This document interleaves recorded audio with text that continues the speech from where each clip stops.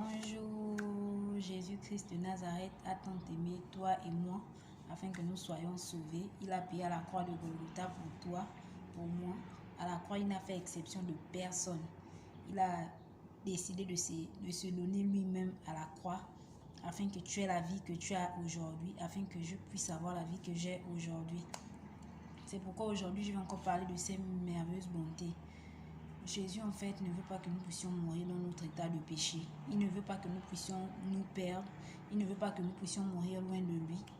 C'est pourquoi à chaque fois, il nous interpelle. C'est pourquoi à chaque fois, il a toujours été là, malgré que nous nous éloignons de lui. Mais lui, il a toujours été là, nous tendant la main et nous toujours en train de nous interpeller.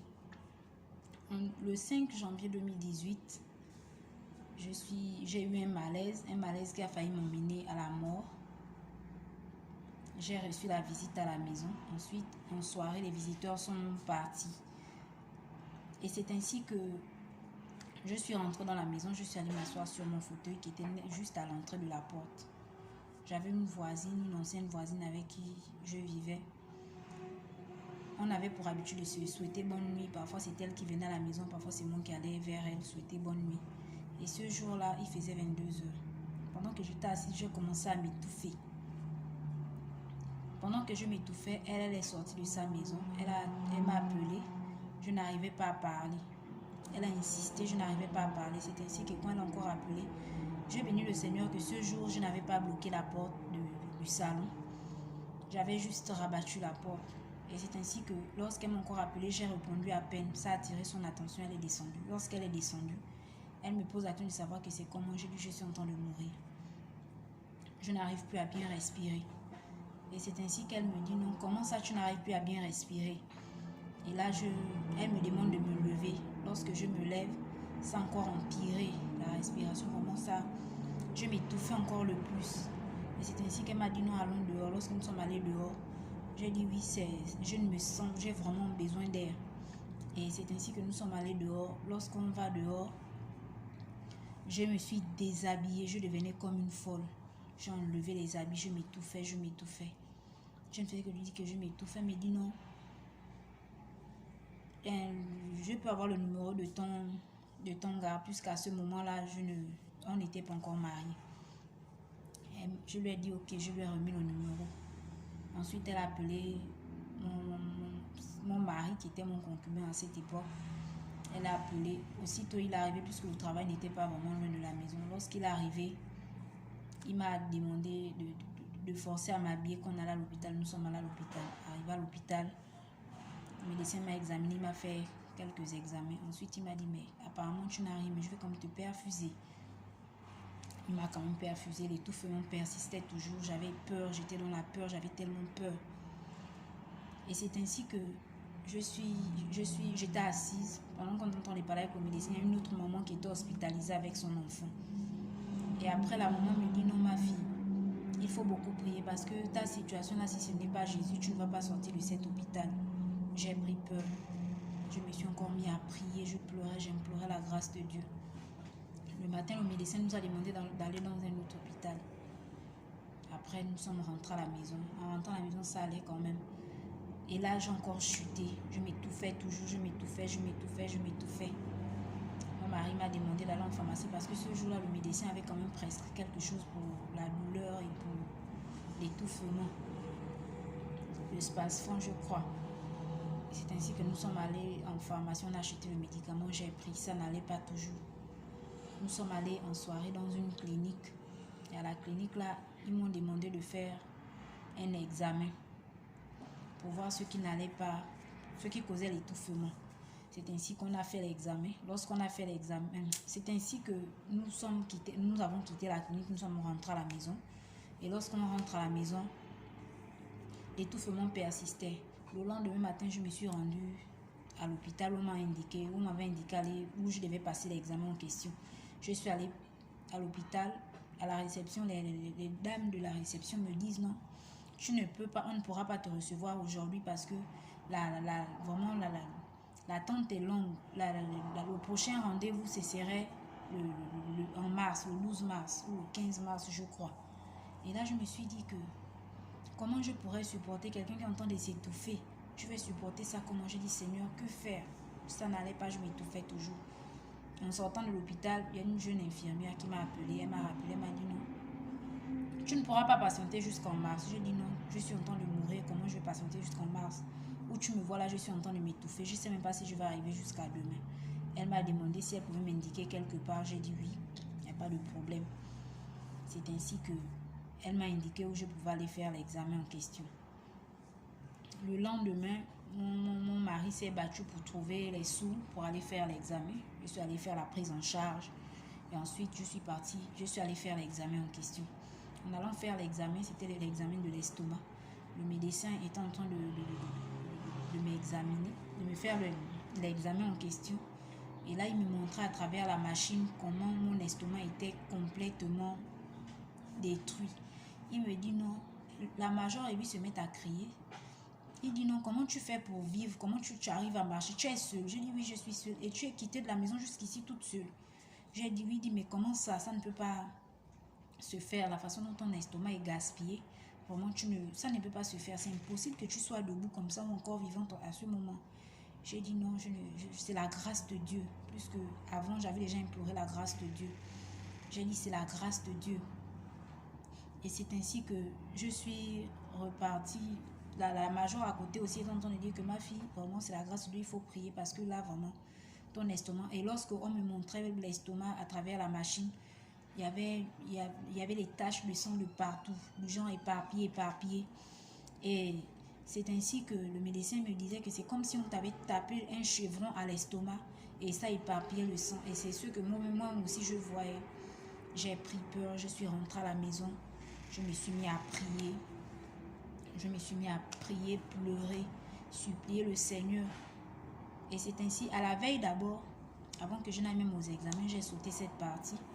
J'étais assise à la maison, j'ai pleuré, j'ai supplié le Seigneur. Je voulais encore appeler mon mari. Après, je me suis dit que certainement il est fatigué. À chaque fois, je le dérange pour ça. Et j'étais assise.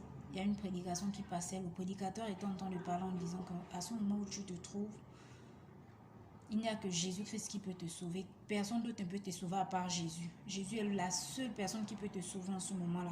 Si tu fais l'orgueil, tu joues au lieu de ne pas saisir la grâce, tu mourras dans ta situation. Appelle à Jésus. Ton père ne peut pas te sauver, ta mère ne peut pas te sauver. Et c'est ainsi que le matin, lorsque je suis allée à l'hôpital, lorsque le médecin me disait que vraiment, c'est étonnant que tu sois encore en vie, voilà pourquoi tu t'étouffes comme ça. Et là, c'est comme ça que je lui ai répondu que c'est la grâce de Dieu parce que je savais que j'avais déjà prié pour la situation. Je suis sortie, le docteur m'a donné un traitement, mais je pouvais voir en fait, la manière dont il me donnait le traitement là avec le désespoir en fait. Il me disait, bon, on va quand même boire le médicament là. En tout cas, ça ira, vas-y. Je suis rentrée à la maison. Arrivée à la maison, je me suis encore mis à allonger. J'ai encore imploré la grâce de Dieu. J'ai prié, j'ai pleuré. J'ai dit au Seigneur Jésus-Christ que Seigneur, s'il te plaît, ne m'abandonne pas. Je t'en supplie. Si cette fois-ci tu me sauves, tu me sors de cette situation. Seigneur, je vais te servir. Je serai ta servante. Je vais te servir tous les jours de ma vie.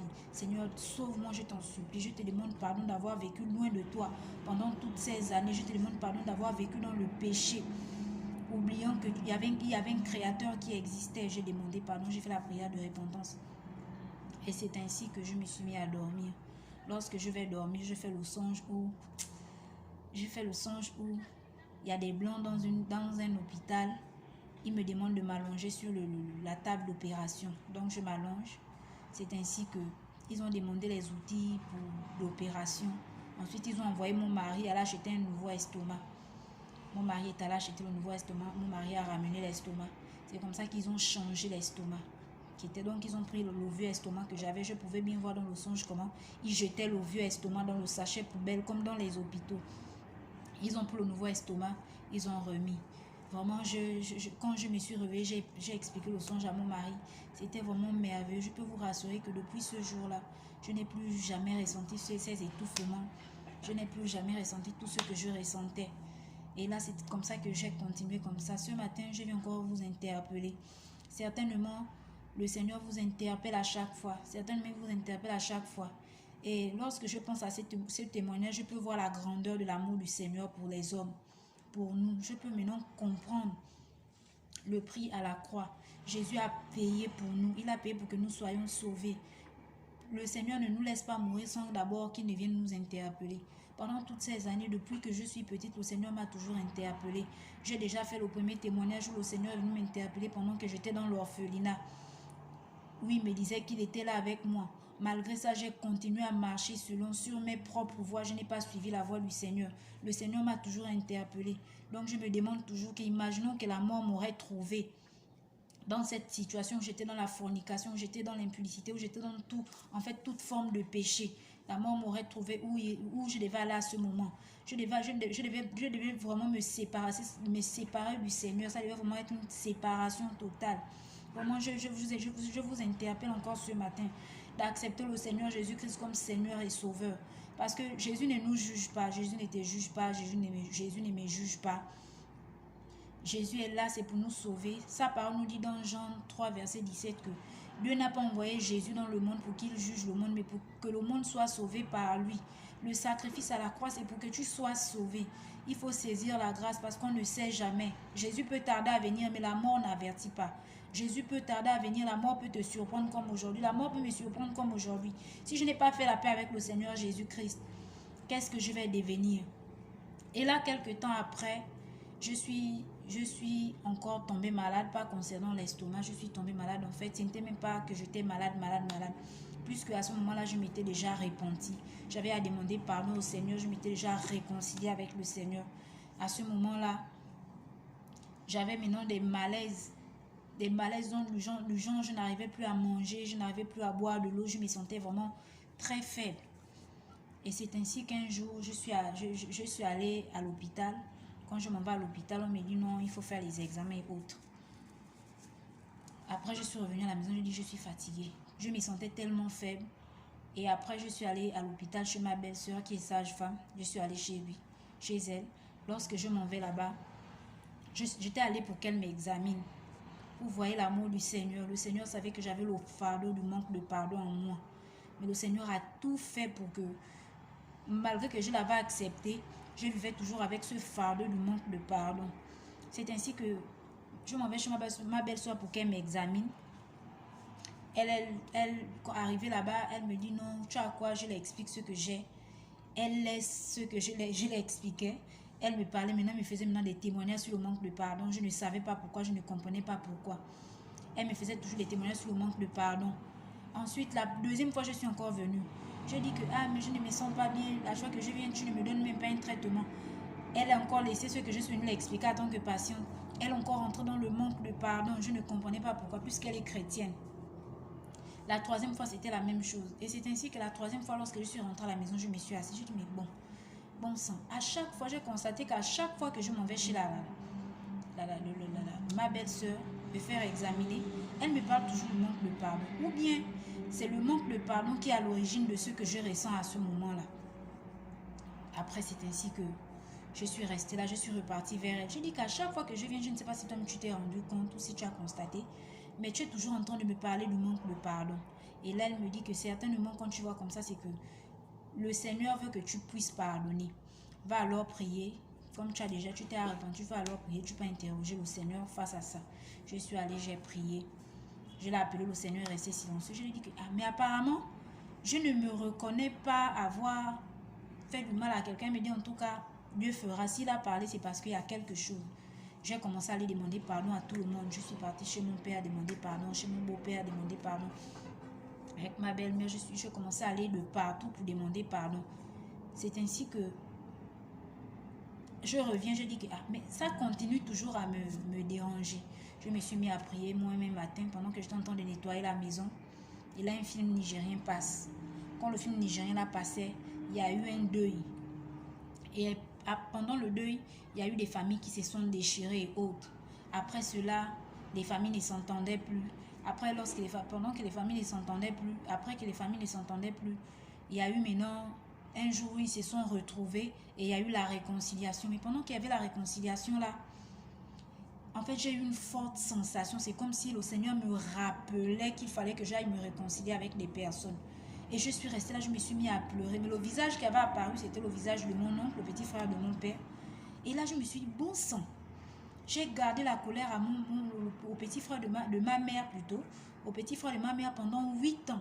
J'ai gardé la colère à la famille de ma mère pendant 8 ans sans pourtant me rendre compte que j'étais en colère. Et là, c'est ainsi que je maintenant pour la résolution. J'ai expliqué ça maintenant à la maman là que oui, je vois maintenant où vient le manque de pardon que le Seigneur t'a parlé. Je lui ai expliqué, elle m'a dit non, moi-même je vais te payer le billet, tu vas aller demander pardon. J'ai pris mes soeurs, nous sommes allés en tout. Je suis allée demander pardon à mon oncle, aller me réconcilier avec mes tantes, nous sommes réconciliés avec mes oncles. Et c'était bien par la grâce de Dieu, lorsque je suis revenue, la maladie a disparu. La maladie a disparu, les malaises que je ressentais, tout ce que je ressentais, la petite que je n'avais plus, j'avais retrouvé la petite. L'envie de boire de l'eau que je pouvais me faire 2-3 jours, je ne bois pas de l'eau. Tout était revenu à normal, à la normale. Et là, je pouvais encore comprendre que même le manque de pardon, la majorité des maladies que nous avons sont causées par le manque de pardon. Puisque le manque de pardon, c'est un péché. On dit que celui qui n'a pas d'amour aussi ne va pas hériter le royaume des cieux. Le manque de pardon, c'est une porte qui permet à l'ennemi de venir faire de nos vies ce qu'il veut. J'ai fait 8 ans, je ne m'entendais pas avec les parents de ma mère. Et ce n'est pas normal. Il a fallu que j'accepte le Seigneur Jésus-Christ. Il a fallu que je me réconcilie vraiment avec le Seigneur. Lorsqu'il m'a guéri de l'estomac, ensuite, il a permis que je puisse tomber malade, que je puisse comprendre que le manque de pardon que j'avais là avec moi pouvait mettre une barrière dans ma vie de foi, pouvait mettre une barrière dans ma vie. Et là, ce jour-là, quand j'ai pardonné, les portes ont commencé à s'ouvrir pour moi dans ma vie. Les choses ont commencé à marcher, les choses qui étaient bloquées, les choses que je voyais qui ne marchaient plus commencer à marcher. Nous voyons un peu combien de fois nous marchons avec des fardeaux. Moi, je suis convaincue que quelqu'un peut avoir le cancer à cause du manque de pardon. Je suis convaincue que quelqu'un peut avoir la tuberculose, le problème d'estomac, le sida même à cause du manque de pardon. Parce que le manque de pardon est une porte vraiment qui permet à l'ennemi de venir jouir de nos vies, de faire de nous ce qu'il veut. Mais lorsque Jésus est venu, la première chose qu'il m'a demandé d'abandonner, c'était le manque de pardon. J'ai emprisonné ma famille pendant 8 ans dans la prison de mon cœur, après le décès de notre défunte mère. C'est vrai qu'on était encore plus jeunes, mais j'ai béni le Seigneur que pour toutes ces choses, j'ai eu la grâce, j'ai saisi cette grâce de pouvoir me réconcilier avec le Seigneur, de pouvoir me réconcilier avec ma famille. Aujourd'hui, je peux comprendre que même si la mort me trouve aujourd'hui, au moins je sais où j'irai. Parce que je peux voir comment le Seigneur a complètement transformé mon cœur. Que même si aujourd'hui je suis en colère avec quelqu'un, le Seigneur n'a pas dit dans sa parole que vous ne vous mettez pas en colère. Mais il a dit lorsque vous vous mettrez en colère, ne péchez pas. Donc je peux voir qu'aujourd'hui je peux me mettre en colère envers quelqu'un. Mais à l'instant, même quelques minutes ou quelques heures après, je me répands, je demande pardon à Dieu. Ou ça devient comme une cloche. Le Saint-Esprit vient me signaler que madame, tu es en train de faire quelque chose de mauvais. Et là, je fais tout, je me répands, je pardonne à la personne et je continue sur des nouvelles bases avec la personne. Donc, c'est ça mon témoignage. Je voulais encore vous interpeller avant qu'il ne soit trop tard. Toi qui as encore le manque de pardon dans ton cœur, pardonne. Parfois, tu te demandes que pourquoi ta vie ne marche pas. Pourquoi il y a des situations compliquées dans ta vie. C'est à cause de toutes ces choses-là. Nous sommes dans le manque d'amour. Nous sommes dans le manque de pardon. Est-ce que nous pouvons nous imaginer un peu Jésus qui a payé à la croix de Golgotha? On pouvait voir comment les gens crachaient sur lui.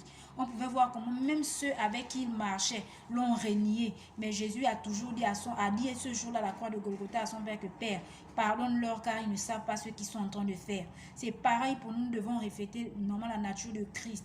Nous devons être comme Jésus qui a pardonné. C'est vrai qu'il est difficile. Il est difficile. Il y a des moments où nous sommes là, on n'arrive pas vraiment à pardonner. Mais avec la grâce de Dieu, le Seigneur nous donne toujours cette capacité-là, peu importe ce que nous sommes, de pardonner. Il se peut qu'aujourd'hui tu es malade, tu ne sais pas pourquoi tu es malade. Il se peut qu'aujourd'hui tu as un problème, tu ne sais pas pourquoi ta vie n'avance pas. Et c'est aussi un peu de t'examiner. Cherche un peu à connaître le Seigneur Jésus-Christ. Et demande au Seigneur de te révéler tout ce qui pourra mettre obstacle à ta vie, qui pourra faire obstacle à ta vie. Le Seigneur le fera. Aujourd'hui, je peux pardonner. Je pardonne régulièrement. Je ne garde pas la colère dans mon cœur. Je pardonne régulièrement. Et j'aime aussi les gens. J'aime les gens tous les jours. Chaque jour, j'ai dit au Seigneur Jésus-Christ de remplir mon cœur de son amour, de remplir mon cœur de sa vie, de remplir mon cœur de sa compassion, de remplir mon cœur de sa miséricorde. Et je demande encore la chose que je demande encore souvent au Seigneur, c'est Faire en sorte que je puisse voir les autres comme lui, il les voit. Faire en sorte que je puisse voir les autres comme lui, il me voit. Que je regarde les autres sans les juger. Que je regarde les autres, que même à chaque fois que je les juge, que je revienne sur ma décision. Même à chaque fois que je les critique, que je revienne sur ma décision, que je ne regarde pas la même position en disant que telle personne est ainsi, telle personne est cela. Parce que Jésus a payé à la croix de Golgotha pour nous tous, pour que nous tous nous soyons sauvés. Je t'invite encore à accepter Jésus comme Seigneur et Sauveur aujourd'hui. Tu ne regretteras pas. Jésus fera de toi la meilleure et la bonne personne que tu as toujours voulu être. Je te bénis et je te remercie. Que le nom du Seigneur Jésus-Christ soit loué, soit béni encore ce matin au nom de Jésus. Amen.